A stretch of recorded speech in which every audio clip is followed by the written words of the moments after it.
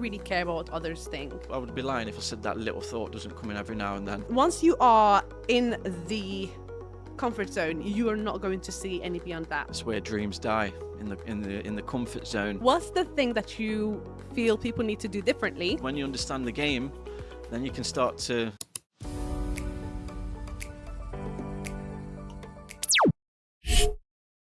The comfort zone, I like to call it the toxic zone, because Yeah. once you are in the comfort zone, you are not going to see any beyond that. That's where dreams die, in the comfort zone. It's where the dreams die.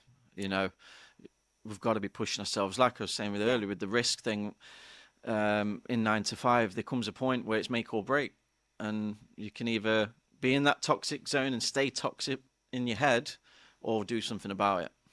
Do you regret anything? I wouldn't say regret. It's like quite a harsh thing, but there's things that I would have done different. So I would have took action a lot faster if I understood. If I just had more belief, ultimately. You know, I've always been confident and had a belief to a certain level, but there is levels. Right. So I should have done more to develop my personal development side of things. I should have done more in my mindset when I was younger, and more uncomfortable things to grow the confidence. Yeah. I would have done that, because I truly believe I why would have is it- been like on a different level by now. But that's life. I mean, you look like you're someone who's very confident, and It takes work. You know, it's not given. I don't think it's born. You're not born with it. It's something that rent is due on every day. So you got to do you got to do things that you say you're going to do. You got to keep the contracts you say to yourself, and actually do them instead of not doing them, because that's what builds the self-esteem.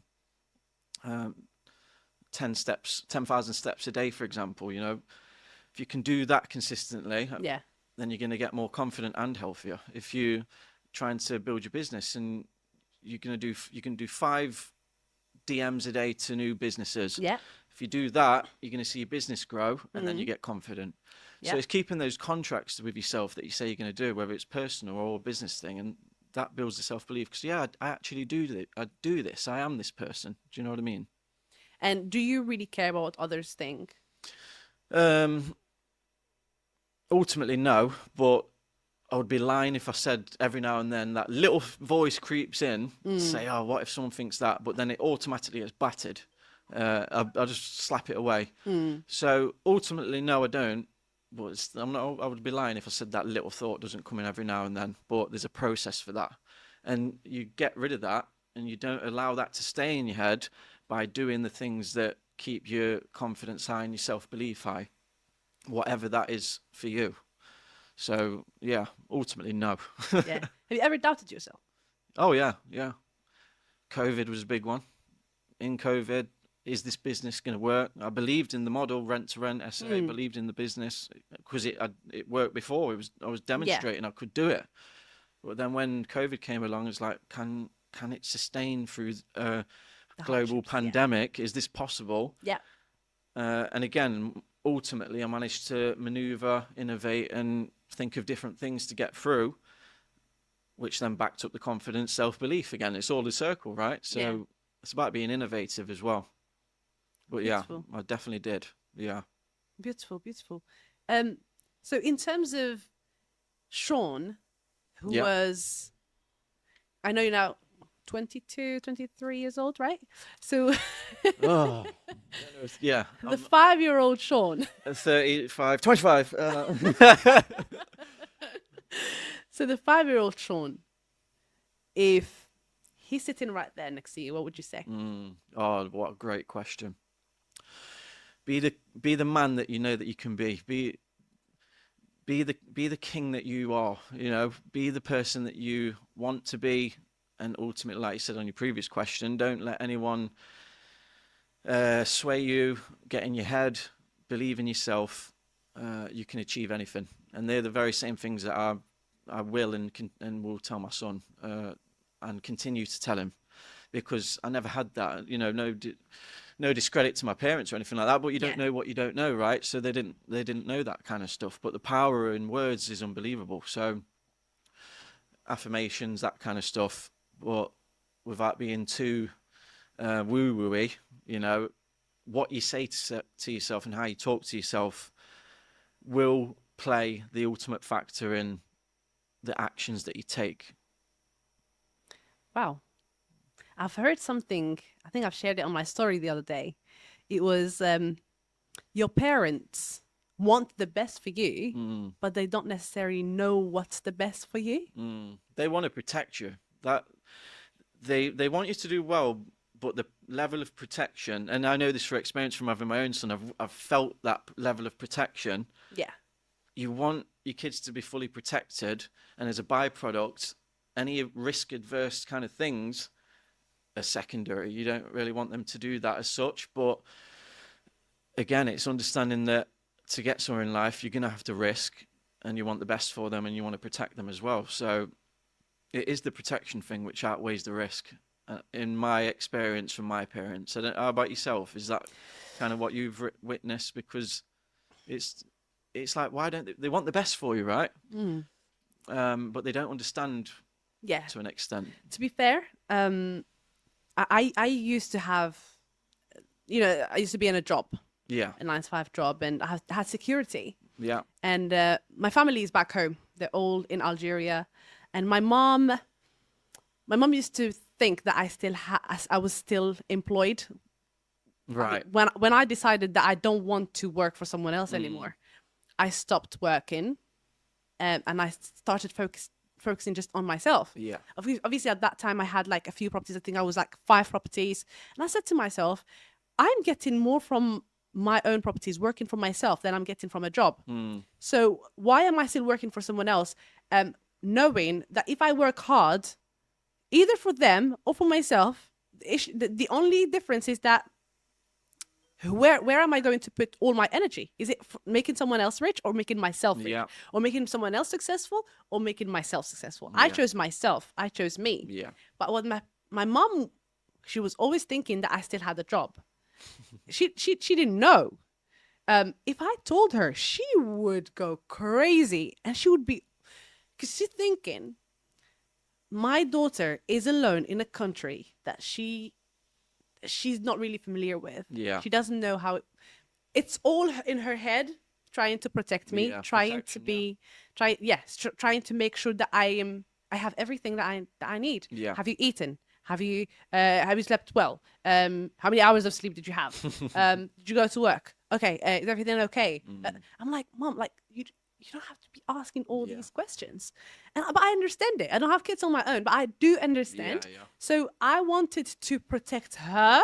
Yeah. She's probably gonna listen to this. You don't need to protect me. I'm protecting you. So for a year, I didn't tell her that I had quit my job. Yeah. And then my lifestyle changed.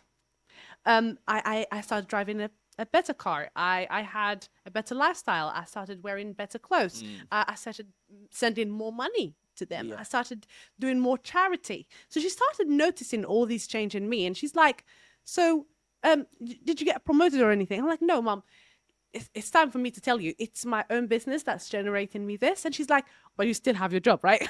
Oh, really? Yeah. So she still couldn't believe it. Yeah. Even after, achieving a lot more than what I was getting. I was at that time. Have you still got the job? Have you still got the job? What a question. Yeah, it's one of those ones where they're genuine. Parents genuinely want the best for their kids, and even though you're doing better than in the full-time job, it still is that security there, if that makes sense. Yeah. Because the risk, it comes down to that risk part again. Yeah. But I completely understand it. I get it. What it would have been good of, and this is where you learn to then, what I want to give to my kid, hopefully, if I'm still here, right, is just the foundations of believing in themselves, understanding money, understanding the risk to reward and the protection. So covering yourself, protecting yourself, and going for it in life. Do you want them to be in property? Yeah, why not? Absolutely. But the way I like to see myself, and especially with the long-term vision, is property's what kind of, because I've done things before property. Property's the thing that really set me up. Being humble enough to know that nothing's promised, anything can happen tomorrow, like another pandemic, you never know. True. But I kind of see myself as someone who's bigger than property. Who knows what the possibilities are? Anything can happen. Yeah. Like you do your public speaking, who knows what can happen? That's a different branch to property. That's true. There's multiple things that we can do. And again, you've got to believe it, first of all. Yeah. So yeah, who knows? But I would love him to be in property and anything that he loves to do, and then monetize it, because you've got to make sure that you're good first. Do you think everyone should learn about bricks and mortar? Yeah, absolutely. Yeah, understand bigger than that, how money works, how the world works. That's what's really important, because when you understand the game, then you can start to move the pieces on the board. Most people, unfortunately, don't even understand the game of life. They're just too consumed with the things that are going on. Again, understandable, because there's a lot of things going on. But understand the game, and then you can start to move the chess pieces on the board accordingly. Oh, I like that. As they say. I like that. So what's the thing that you feel people need to do differently to get to success? Well, like we've said before, success, there's no one way to get success. Success is different. It's defined different according to different people. Some people don't care about money. That's absolutely fine. People care about time. For me, time's the biggest commodity. So I now base my success around time. So if I was talking to myself 10 years ago or 15 years ago, knowing that time's the ultimate vision, I'd be setting things up, so basically it'd be to take more action and do things that are going to monetize quicker. Yeah. Delegate, outsource, pull myself out, live life on my terms. That's basically what the goal is. And I had to go through that process, which took years, because I didn't have the network, as I've said, to find it out myself. As soon as I learned about networking and mentoring, I've invested thousands in mindset coaches and property coaches, marketing coaches, because I have to live what I do as well. That's another important thing for me, going back to the mentorship. If I'm going to give people mentorship, you've kind of got to pay for mentoring as well, because you lived it in that aspect as well as actually doing the thing as well. But all those things bundled up into one big thing. I want to thank you for tuning in and liking and being so engaging. I'm loving the love and the support you're showing me every single episode. If you have any questions, make sure you follow us on all our social media and leave all your comments and your burning questions in the comment section down below. If you're listening to us through the audio platforms, Spotify, iTunes, or if you're watching us on YouTube, do not forget to give us a subscribe. Thank you for tuning in to the Diaries of Success. I was your host, Hajar Beyaz. Until the next episode, do not forget to live your best life.